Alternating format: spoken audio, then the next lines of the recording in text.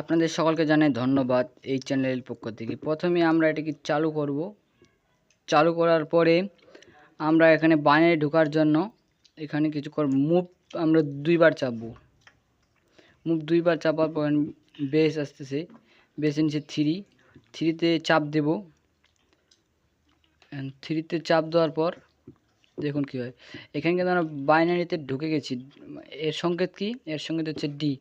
দিয়ে উপরে ডি এর সাইডে, জিরোর সাইডে ডি এসেছি, ভাবলাম ডি। এখন আমরা একটু বাইনারি করবো, ধরুন 45 বাইনারি করব।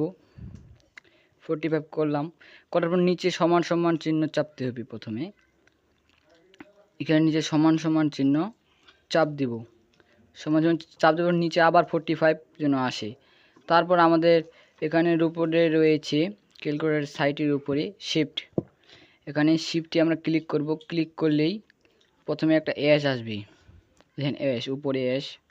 ক্লিক করার পরেই দেখেন, ক্লিক করার পরেই প্রথমে আসছে অ্যাশ। তারপর শিফট চাপার পর তারপর আমাদের চাপতে লক আছে, লক চাপতে হবে। এখন আমি লক চেপে দিলাম, তারপর চলে আসলো বাইনারি। সময় নিচ্ছে, হ্যাঁ বাইনারি চলে এসেছে, বাইনারি চলে এসেছে।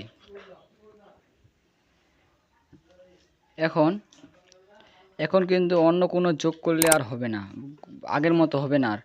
যেমন আমি 5 গুণন 5 দিলাম, অ্যান্সার দিলাম, আসছে না। এখানে আসতেছে সেন্টনি এরর। তাই আবার আগের মতো করতে গেলে ভালোভাবে দেখতে হবে। এখন আমরা ডিলিট করে দিই। এখন আগের মতো করার জন্য আমাদের শিফট চাপতে হবে। শিফট চাপলে কিন্তু অ্যাশ আসে। তারপর চাপতে হবে মুভ। এখানে মুভ চাপার পরে আসছে অল, আসবে অল। এই অলে ক্লিক করতে, মুভের নিচে থ্রি আছে, থ্রি নিচে আছে থ্রি। এখানে থ্রিতে ক্লিক চাপ দিতে হবে। সরি আমি ক্লিক বলতেছি। চাপ দেওয়ার পর এখানে